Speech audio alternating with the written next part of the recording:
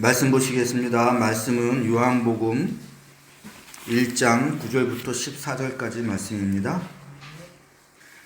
참 빛, 그 세상에 와서 각 사람에게 비추는 빛이 있었나니 그가 세상에 있었으며 세상으로 말미암아 자신과 되었으되 세상이 그를 알지 못하였고 자기 땅에 오매 자기 백성이 영접하지 아니하였으나 영접하는 자 곧 그 이름을 믿는 자들에게 하나님의 자녀가 되는 것을 있으니 이는 혈통으로나 육정으로나 사람의 뜻으로 나지 아니하고 오직 하나님께로부터 난 자들이니라. 말씀이 육신이 되어 우리 가운데 거하심에 우리가 그의 영광을 보니 아버지의 독생자의 영광이요 은혜와 진리가 충만하더라. 아멘. 오늘이 사순절 첫 주일입니다. 이제 40일 동안 사순절 5주간을 지내고 그 다음에 고난주간, 그 다음에 이제 부활주일 그렇게 되는 거죠. 사순절이 어떤 절기냐면 오늘 본문에서 나온 것처럼 예수님이 세상에 오셨지만 세상이 예수님을 알아보지 못하고 배척을 하지 않습니까? 그 이유를 좀 돌아보는 기간입니다. 우선 예수님이 왜 이 세상에 오셨을까요? 하나님이 약속을 하셨어요. 오시겠다고. 너희는 광야에서 여호와의 길을 예비하라. 사막에서 우리 하나님의 대로를 평탄하게 하라. 여호와의 영광이 나타나고 모든 육체가 그것을 함께 보리라. 이는 여호와의 입이 말씀하셨느니라. 약속이 있었단 말이에요. 그럼 하나님이 또 왜 오시겠다고 약속을 하셨을까요? 그 이유도 나오죠. 보라, 주 여호와께서 장차 강한 자로 임하실 것이요 친히 그의 팔로 다스리실 것이라. 보라, 상급이 그에게 있고 보응이 그의 앞에 있으며 그는 목자같이 양떼를 먹이시며 어린 양을 그 팔로 모아 품에 안으시며 젖먹이는 암컷들을 온순히 인도하시리로다. 이 말씀 그대로 하나님이 친히 이 세상에 오셔서 정의와 구원을 이루시고 이 세상에 위로와 평화와 치유를 주시기 위해서 오신다는 겁니다. 한마디로 얘기하면 이 세상은 하나님이 왕으로 오셔서 다스려 주셔야 그제서야 제대로 돌아가고요 제대로 만들어지는 그런 세상입니다.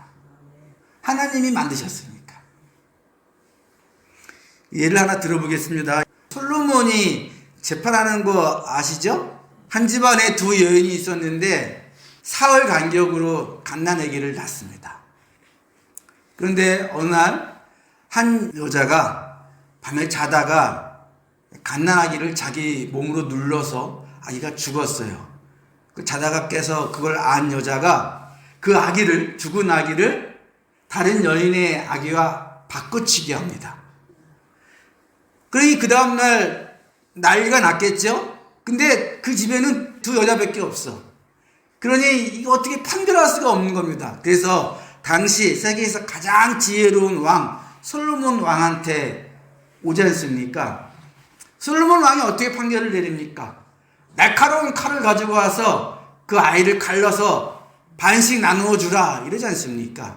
그러자 진짜 엄마가 소리를 지르면서 내가 포기하겠으니 저 아이를 저 여인에게 주소서. 그래서 진짜 엄마가 가르치잖아요.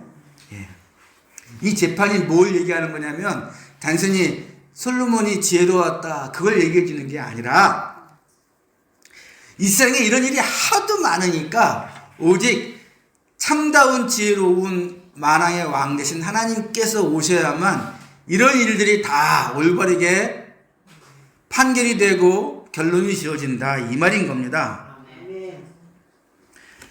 하나님이 오셔서 그분의 지혜와 권능의 팔로 개입하셔야만 비로소 억울함이 풀리고 엉망인 세상이 새로워지는 거예요. 제가 또 다른 예를 하나 들어볼게요. 이거 유명한 경제학 이론인데 재밌습니다. 어떤 사람이 10억 원이 든 돈가방을 가지고 와서 앞에 있는 두 사람한테 탁 놓더니 1시간 안에 두 사람이 합의해서 나눠 가지십시오. 1시간 지날 때까지 만약 나눠 갖지 못하면 내가 도로 돈을 가져가겠습니다. 이렇게 얘기를 했습니다. 얼마나 쉽습니까? 그죠? 10억을 딱 주고 두 사람밖에 없으니까. 상식적으로는 반 갈라서 5억씩 가져가면 되잖아요? 뭐 어려운 일이 아니죠. 근데 그중 한 사람이 이렇게 얘기합니다. 뭐라고? 5억 원씩 나눠 가지자고? 웃기지 마. 내가 9억 원 갖고 넌 1억 원 가져. 난 이론도 양보 못해.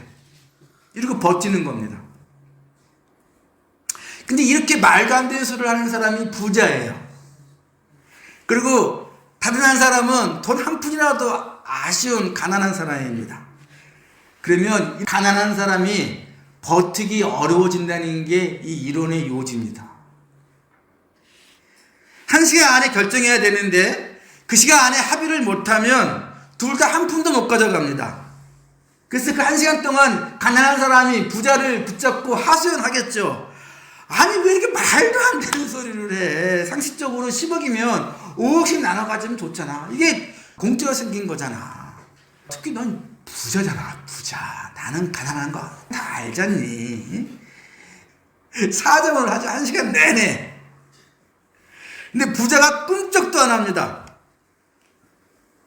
난 그 돈 없어도 돼. 잔말 말고 1억 먹고 떨어지든가 싫으면 관둬.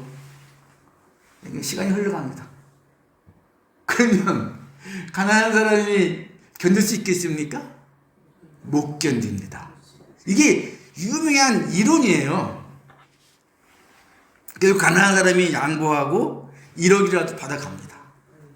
이게 강자가 약한 자의 절박함을 이용해서 어떻게 부당한 이득을 취하는지에 대한 유명한 이론이에요.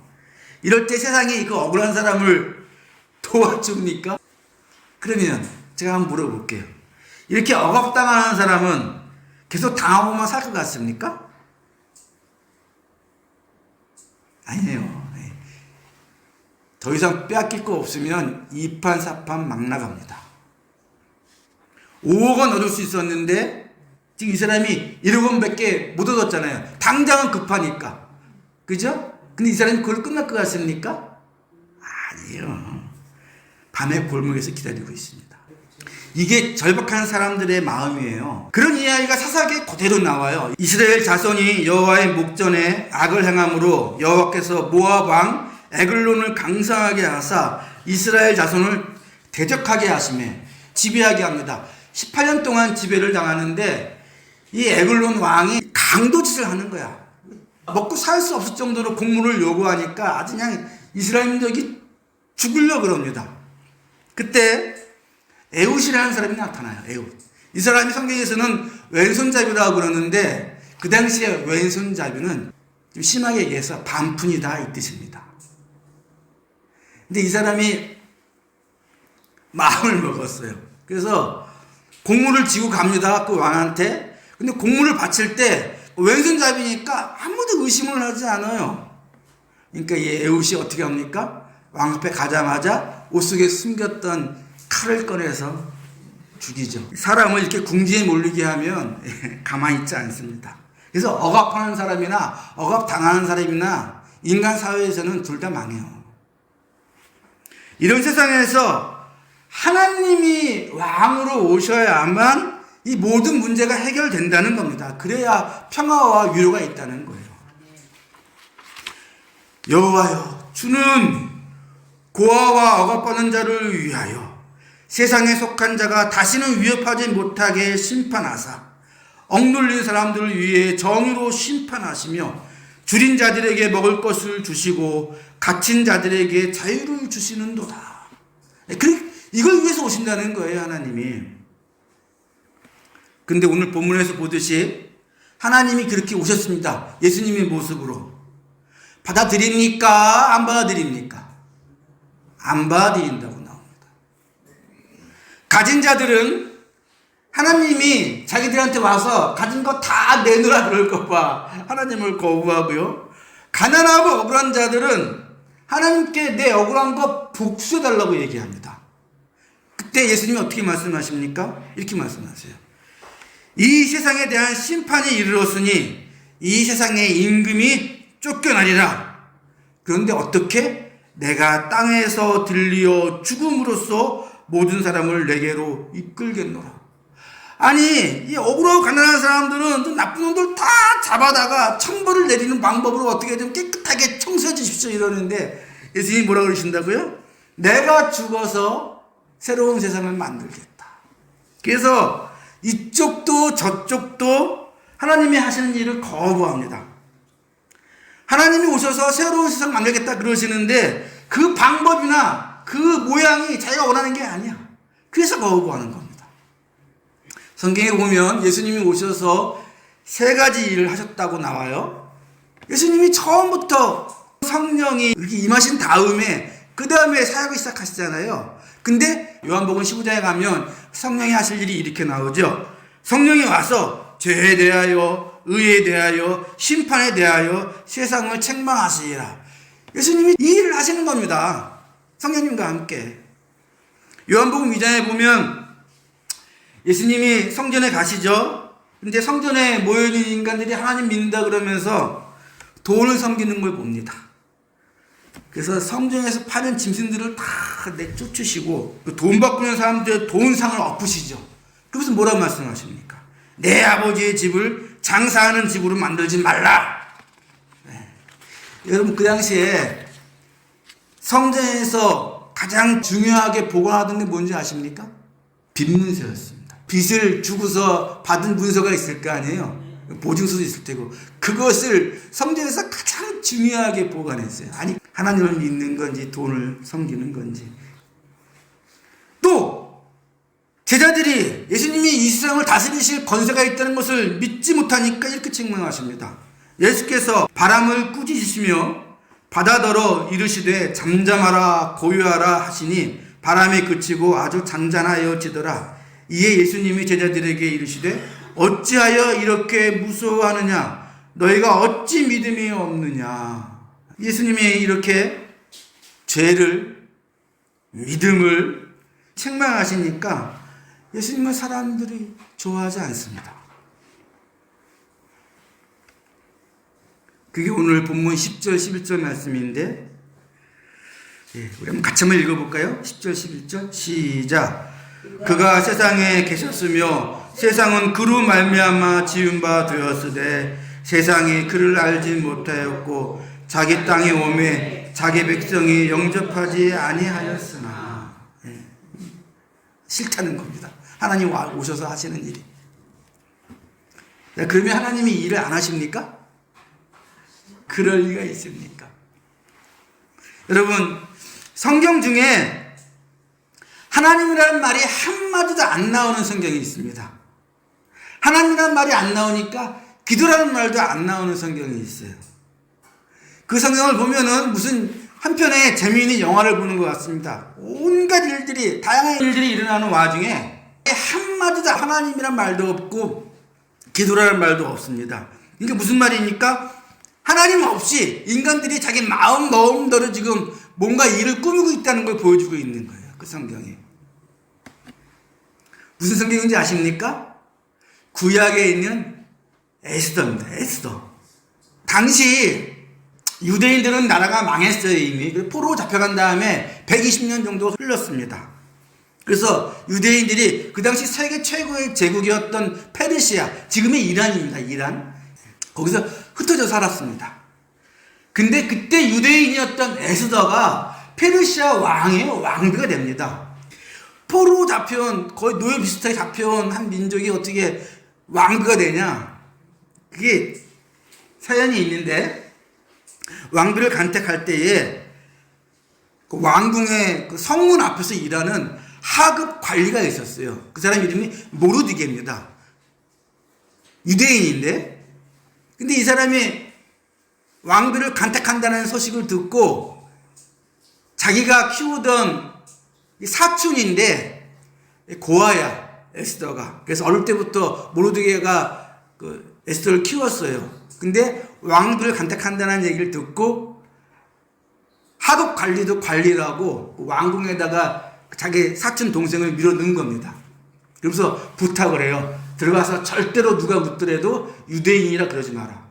유대인이라고 얘기하는 순간 왕비가 뭐 안 된다. 이렇게 이제 신신당부를 해서 밀어넣습니다. 페르시아는 127개의 도가 있었대요. 어마어마한 나라였죠. 거기서 최고로 어여쁜 처녀들만 왕궁으로 모이는 겁니다. 수백 명이 모였겠죠? 1년 동안 그 처녀들을 다듬습니다. 1년 동안 다듬은 다음에 1년 후에 한 명씩 면접을 봐요. 왕이 직접. 그래서 그 중에 한 명이 왕비가 되고 나머지 수백 명은 죽을 때까지 왕궁에서 나오지 못하고 그냥 늙어 죽는 겁니다. 결혼도 못하고. 근데 그 자리에 자기 사촌 동생을 밀어넣은 거예요. 그러니까 이 모르드게가 야심이 있어요. 야심이. 근데 운이 좋게도 이 에스더가 왕비가 됩니다. 그 왕비가 된 후에 얼마 안 있어서 하루는 모르드게가 그 앞을 지나가던 사람들이 왕을 죽이려는 음모를 꾸미는 걸 듣습니다. 그래서 그걸 왕한테 고자질을 해요. 그래서 왕을 살리죠. 그러니까 자기 사촌 동생이 왕비이고 또 왕까지 살렸지 않습니까, 자기가. 그러니까 공적이 있잖아요. 근데 왕은 모르드게가 누군지 알지도 못했고 관심도 없었습니다. 이때 페르시아의 왕 이름이 아하수에로라는 왕인데 이 왕이 정말 좋아하는 사람이 있었습니다. 그 사람은 총리 대신인데 하만이라는 사람이에요. 페르시아 제일의 부자이고 그래서 왕이 이 사람을 되게 좋아합니다. 하만이라는 사람을. 어느 날 모르드게가 이 총리 대신에게 목을 뻣뻣하게 세우고 심하게 대들었습니다. 그러니까 하만이 뿔이 나가지고 모르드게 혼자만 죽이는 건 성이 안 차. 그래서 유대민족 전체를 죽일 계획을 짭니다.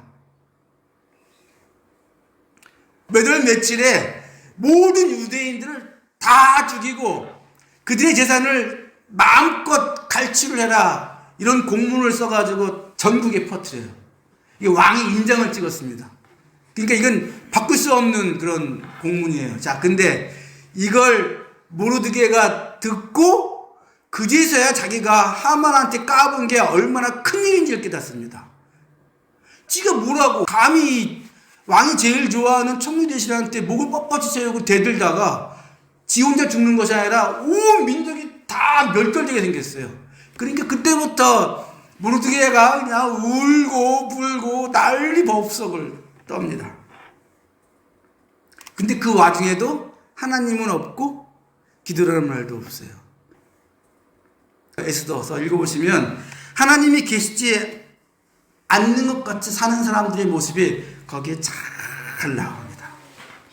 이 사람들이 무슨 신앙이 있는 것처럼 행동하지만 거기에 기도라는 말도 없고 하나님이라는 말도 없어요. 근데 하나님이 하나님의 일을 하십니다. 거기서 우연에 우연히 겹치고 이렇게 저렇게 일이 잘 돼서 멸절하지 않고 살아납니다. 성경은 뭘 말하는 겁니까? 하나님을 거부하는 사람들이 볼 때는 모든 일이 다 우연 같고 모든 일이 그냥 인간들이 자기 마음대로 해서 되는 것 같지만 그것이 다 하나님의 손끝에서 일어난 일이고 결국에는 하나님의 뜻이 하늘에서 이루어진 것 같이 이 땅에서도 이루어지도록 역사하신다는 것을 에스더서가 보여주고 있는 겁니다. 오늘이 사순절 첫 주일인데 이 사순절이 무엇을 생각하는 절기냐면 우리가 언제 어디서 하나님이 없는 것처럼 행동하는지 돌아보라는 겁니다. 또 하나님이 하시는 일이 내 마음에 안 든다고 하나님이 하시는 어떤 일을 내가 일부러 못 본 척 하는지 그걸 한번 돌아보는 절기가 사순절입니다. 물론 사순절 기간 동안 예수님의 고난과 우리를 구원하신 것을 묵상하는 절기이기도 하지만 예수님이 왜 고난받으시는가? 예수님이 왜 십자가의 길을 걸어가시는가? 하나님이 이 땅에 오셨지만 사람들이 하나님을 왜 인정하지 않고 받아들이지 않는가를 돌아봐야 합니다.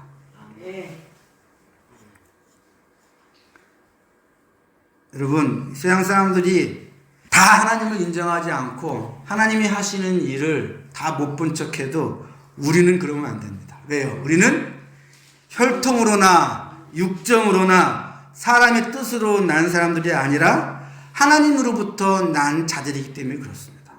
그저 예수님이 바다를 잠잠하게 하시고 바람을 잠잠하게 하실 때 예수님이 제자들에게 책망하세요. 왜 너희가 믿음이 없냐? 우리는 어떤 일이든지 이게 하나님이 하시는 일이구나 라고 인정할 준비가 돼 있으셔야 돼요. 여러분, 우리가 하나님을 믿고 있어요.